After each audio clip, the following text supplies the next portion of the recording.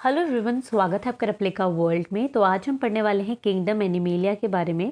तो ये जो चैप्टर है क्लास 11 बायोलॉजी का है और एनिमल किंगडम ये जो चैप्टर है इसमें सबसे पहले हम लोग ये पढ़ते हैं कि जो क्लासिफिकेशन किया जा रहा है एनिमल किंगडम में वो किसके बेसिस पर किया जा रहा है। What are the basis of classification. तो बेसिस ऑफ क्लासिफिकेशन हम ऑलरेडी कवर कर चुके हैं। अगर आपने वो वीडियो अभी तक नहीं देखी है तो उसको ज़रूर देख लीजिएगा, जिसका लिंक आपको डिस्क्रिप्शन में मिल जाएगा। तो आज हम स्टार्ट कर रहे हैं किंगडम एनिमेलिया में जितने भी फाइलम है उसमें से हम दो फाइलम्स आज पढ़ने वाले हैं, जिसमें आता है फाइलम पॉरीफेरा और दूसरा आता है फाइलम सिलेंट्रेटा। बट इससे पहले हम लोग एक चीज़ पढ़ेंगे जो कि है क्लासिफिकेशन ऑफ एनिमल्स किस तरीके से किया गया है। तो जो हमने डिफरेंट क्राइटेरिया लिए थे जैसे कि level of organisation, symmetry, body cavity, ये जो सब हमने क्राइटेरिया लिए थे, इस क्राइटेरिया के बेसिस पर कैसे क्लासिफिकेशन किया गया है इसका ओवरव्यू दिखाने के लिए एनसीईआरटी में एक फ्लो चार्ट दिया हुआ है। चाहे तो आप एनसीईआरटी से जाकर भी इसको चेक कर सकते हैं। तो यहाँ पर सबसे पहले हमें पता ही है कि किंगडम कौन सा है, एनिमेलिया है, और जितने भी सारे एनिमल्स हैं वो मल्टी सेलुलर हैं। ठीक है। और दूसरी बात, लेवल ऑफ ऑर्गेनाइजेशन जो है एनिमेलिया में दो टाइप का होता है। सेलुलर लेवल भी हो सकता है और टिश्यू लेवल भी हो सकता है। टिश्यू, ऑर्गन या organ system level of organisation भी हो सकता है। अगर हम सेलुलर लेवल ऑफ ऑर्गेनाइजेशन की बात करते हैं तो ये जो ऑर्गेनिजम्स होते हैं जिनमें सेलुलर लेवल ऑफ ऑर्गेनाइजेशन होता है, इसमें अगर सिमेट्री की बात करें तो ज़्यादातर ये एसिमेट्रिकल होते हैं। बॉडी कैविटी या सिलोम की बात करें तो एसिलोमेट होता है, मतलब सिलोम एब्सेंट होता है। और ऐसा एक फाइलम है पॉरीफेरा, यानी पॉरीफेरा इकलौता ऐसा फाइलम है जो कि सेलुलर है, मोस्टली एसिमेट्रिकल है और एसिलोमेट है। ये है पॉरीफेरा। नेक्स्ट चलते हैं टिश्यू, ऑर्गन या ऑर्गन सिस्टम लेवल के ऑर्गेनाइजेशन की अगर बात करते हैं तो इसमें दो तरीके की सिमेट्री पाई जाती है, रेडियल सिमेट्री और बायलेटरल सिमेट्री। अगर हम रेडियल सिमेट्री की बात करते हैं तो रेडियल सिमेट्री में एसिलोमेट्स पाए जाते हैं, और ये जो एसिलोमेट्स हैं इनके दो फाइलम हैं, एक सिलेंट्रेटा और दूसरा टीनोफोरा।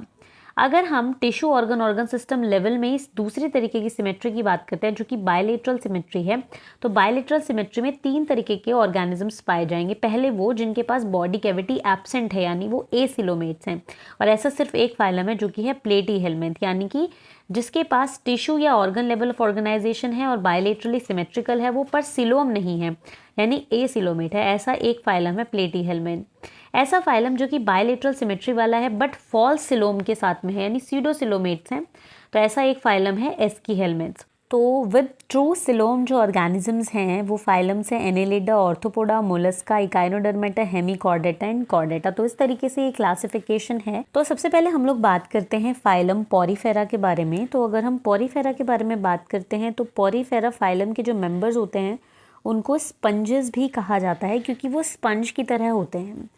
हैबिटाट की अगर बात करते हैं तो ये जनरली मरीन एनवायरनमेंट में मिलते हैं, यानी एक्वेटिक होते हैं और नमकीन पानी में मिलते हैं। सिमेट्री की अगर बात करते हैं तो इनकी बॉडी एसिमेट्रिकल होते हैं। ज़्यादातर स्पंजेस जो हैं वो एसिमेट्रिकल होते हैं, मतलब इनकी कोई भी सिमेट्री नहीं है। आप किसी भी प्लेन से इनको कट करोगे कभी भी इक्वल हाफ जनरेट नहीं होंगे। लेवल ऑफ ऑर्गेनाइजेशन की अगर बात करते हैं तो ये प्रिमिटिव मल्टी सेलुलर होता है, मतलब एक से ज़्यादा सेल्स तो इनकी बॉडी में होंगे बट इनका जो लेवल ऑफ ऑर्गेनाइजेशन है वो सेलुलर ही रहेगा, मतलब कि टिश्यूज़ नहीं बन पाएंगे, बस सेल ही रहेंगे इनकी बॉडी के अंदर। स्पेशल फीचर्स की अगर बात करते हैं तो स्पेशल फीचर्स में इनके पास वाटर ट्रांसपोर्ट या वाटर कैनाल सिस्टम होता है। एक्चुअली में जो ये स्पंजेस होते हैं, इन स्पंजेस के पास अगर आप इनकी बॉडी देखेंगे, यहाँ पे भी आप देख सकते हैं, इनके पास कुछ छोटे छोटे पोर्स यानी छेद होते हैं जिनको हम ऑस्टिया कहते हैं। तो ये जो छोटे छोटे छेद होते हैं या ऑस्टिया होते हैं, इनके थ्रू पानी अंदर आता है बॉडी के। ठीक है।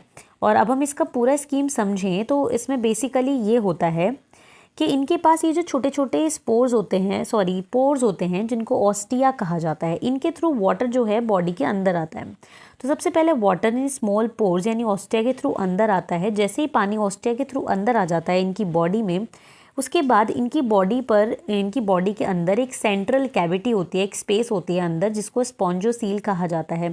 फिर वो पानी स्पॉन्जोसील में आता है और फिर स्पॉन्जोसील से फाइनली वो स्पॉन्जोसील के थ्रू बाहर किसके थ्रू जाता है, ऑस्कुलम के थ्रू बाहर चला जाता है। तो ऑस्टिया के थ्रू अंदर आएगा, स्पॉन्जोसील में आएगा, स्पॉन्जोसील में आने के बाद फिर ऑस्कुलम के थ्रू बाहर निकल जाएगा। ऑस्कुलम इनकी आउटर ओपनिंग होती है। ठीक है। तो अब बेसिकली होता क्या है, जैसे मान लीजिए कोई फूड है तो वो फूड वाटर में है इनका ऑब्वियसली, तो फूड जो है वाटर के थ्रू क्या होगा, वाटर में फूड मिक्स होकर स्मॉल पोर्स यानी ऑस्टिया के थ्रू बॉडी के अंदर आएगा। फिर वो फूड कहाँ जाएगा, स्पॉन्जोसील में जाएगा। फिर उस फूड को वहाँ पे यूज़ कर लिया जाएगा, डाइजेस्ट कर लिया जाएगा, जो भी प्रोसेस करने होंगे कर लिया जाएगा। उसके बाद जो वेस्ट मटेरियल है और जो वाटर है फिर वो स्पॉन्जोसील से बाहर निकलेगा और ऑस्कुलम के थ्रू फिर वो बॉडी के बाहर निकल जाएगा। ठीक है, तो जो भी इनको फंक्शनिंग करनी होती है, जैसे या तो फूड को लेना है या रेस्पिरेटरी एक्सचेंज करना है या फिर वेस्ट को रिमूव करना है, ये सब इसी पाथवे के थ्रू इनकी बॉडी के अंदर होता है। ठीक है, आप डायग्राम से इसको और अच्छी तरीके से समझ सकते हैं कि जैसे ऑस्टिया है, ऑस्टिया के थ्रू पहले पानी अंदर आया, फिर सेंट्रल कैविटी में आया, उसके बाद फिर जो ऑस्कुलम आउटर ओपनिंग है उसके थ्रू बाहर चला गया। और इससे 2-3 तरीके के काम होते हैं, जैसे कि फूड गैदरिंग करना, रेस्पिरेटरी गैसेस को एक्सचेंज करना या वेस्ट को रिमूव करना। ठीक है, अब हम बात करते हैं और एक इम्पॉर्टेंट चीज़ के बारे में। इनके पास एक और स्पेशल तरीके के सेल्स होते हैं जिनको क्या कहा जाता है, कोएनोसाइट्स या कॉलर सेल्स कहा जाता है। अब ये जो भी बातें मैं आपको बता रही हूँ, जैसे कि स्पॉन्जोसील होना, ऑस्कुलम होना, ऑस्टिया होना, कोएनोसाइट्स होना, ये सब एमसीक्यू के लिए बहुत ज़्यादा इंपॉर्टेंट होते हैं। जैसे आपसे पूछ लिया जाएगा कोएनोसाइट्स या कॉलर सेल्स किस फाइलम में पाए जाते हैं, तो अगर आपने पढ़ा होगा तो आप आसानी से बता सकते हैं कि ये फाइलम पॉरीफेरा में पाए जाते हैं या स्पंजेस में पाए जाते हैं। तो कोएनोसाइट्स या कॉलर सेल्स जो होते हैं वो स्पॉन्जोसील जो कैविटी होती है और कैनाल्स जो होते हैं उनको लाई करते हैं। यानी कोएनोसाइट्स और ये जो कॉलर सेल्स हैं ये स्पॉन्जोसील यानी कि कैविटी में मिलते हैं, उस कैविटी को लाइन करते हैं या कैनाल्स को लाइन करते हैं। ठीक है, अगर हम स्केलेटन की बात करें तो जो इनका स्केलेटन होता है वो स्पिक्यूल से मिलके बना हुआ होता है या स्पॉन्जिन फाइबर से मिलके बना हुआ होता है। रिप्रोडक्शन की अगर बात करते हैं तो इनमें रिप्रोडक्शन में क्या होता है, इनके सेक्सेस सेपरेट नहीं होते हैं, sexes are not separate. Sexes are not separate that means they are hermaphrodite. ये ऐसे इंडिविजुअल होते हैं जिनमें दोनों ही सेक्सेस एक ही इंडिविजुअल में होते हैं और एग और स्पर्म एक ही इंडिविजुअल प्रोड्यूस करता है। ठीक है, आगे फर्दर अगर बात करते हैं तो स्पंजेस एसेक्सुअली भी रिप्रोड्यूस करते हैं बाय फ्रेगमेंटेशन। फ्रेगमेंटेशन के प्रोसेस से ये एसेक्सुअली रिप्रोड्यूस करते हैं और सेक्सुअली रिप्रोड्यूस करते हैं गैमेट्स के फॉर्मेशन के थ्रू। अगर फर्टिलाइजेशन की बात करते हैं तो फर्टिलाइजेशन इनमें इंटरनल होता है, मतलब कि बॉडी के अंदर ही एग और स्पर्म जो है यूनियन करते हैं, इंटरनल होता है। डेवलपमेंट की बात करें तो इनडायरेक्ट डेवलपमेंट होता है, मतलब कि जो एम्ब्रियो है उससे डायरेक्टली जो लार्ज इंडिविजुअल है या कहें जो मैच्योर इंडिविजुअल है वो नहीं बनेगा। लार्वल स्टेजेस आएंगी बीच में, इसलिए इनका जो डेवलपमेंट है इनडायरेक्ट होगा। लार्वल स्टेज जो है वो मॉर्फोलॉजिकली डिस्टिंक्ट होगी अडल्ट से, मतलब लार्वल स्टेज जो है वो मॉर्फोलॉजिकली अलग देखने को मिलेगी अडल्ट से। एग्जाम्पल्स की बात करते हैं तो पॉरीफेरा के एग्जाम्पल्स है साइकॉन जिसको साइफा भी कहा जाता है, स्पॉन्जिला जिसको फ्रेश वाटर स्पंज भी कहा जाता है और यू स्पॉन्जिया जिसको बाथ स्पंज भी कहा जाता है।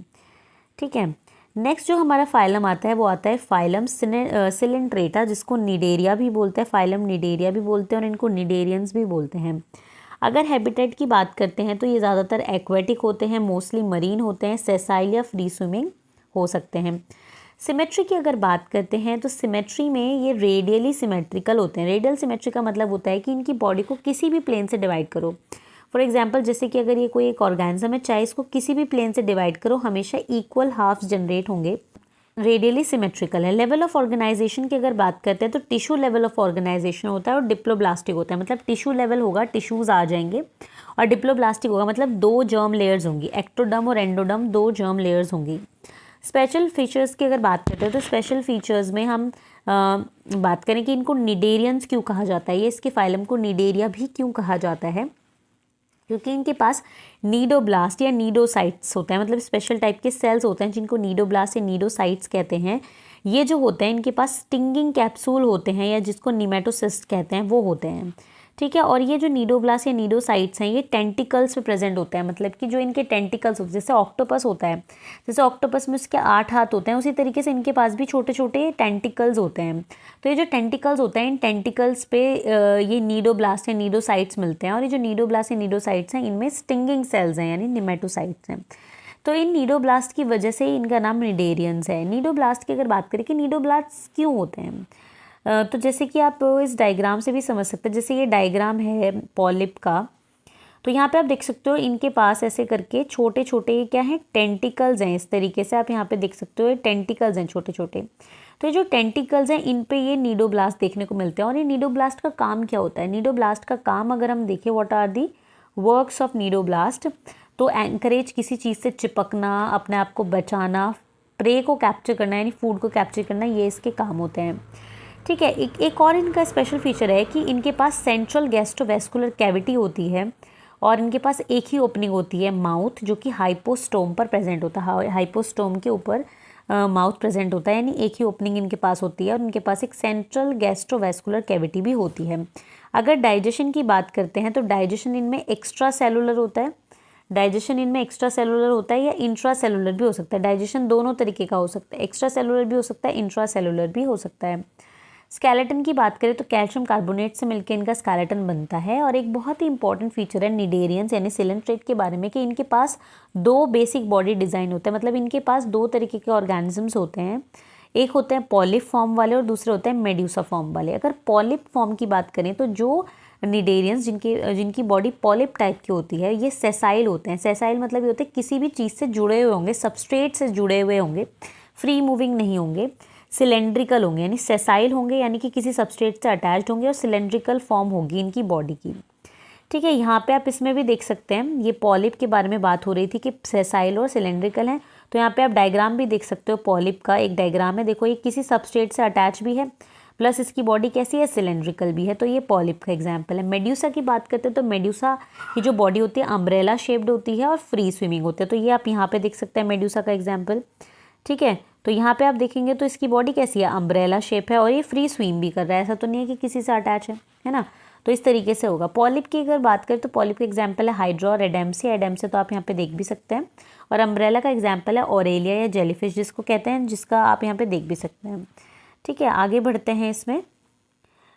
तो अगर आगे हम इसमें पढ़े तो अब इसमें कुछ और भी चीज़ें बताई हुई हैं कि जैसे कि अभी हमने कहा कि कुछ ऑर्गेनिज्म ऐसे होंगे निडेरियंस में जो पॉलिप फॉर्म वाले होंगे, कुछ ऐसे होंगे मेड्यूसा होंगे, बट कुछ ऐसे भी होते हैं जिनके पास दोनों बॉडी फॉर्म्स होते हैं, मेड्यूसा भी होगा और दूसरे वाला भी होगा, पॉलिप भी होगा।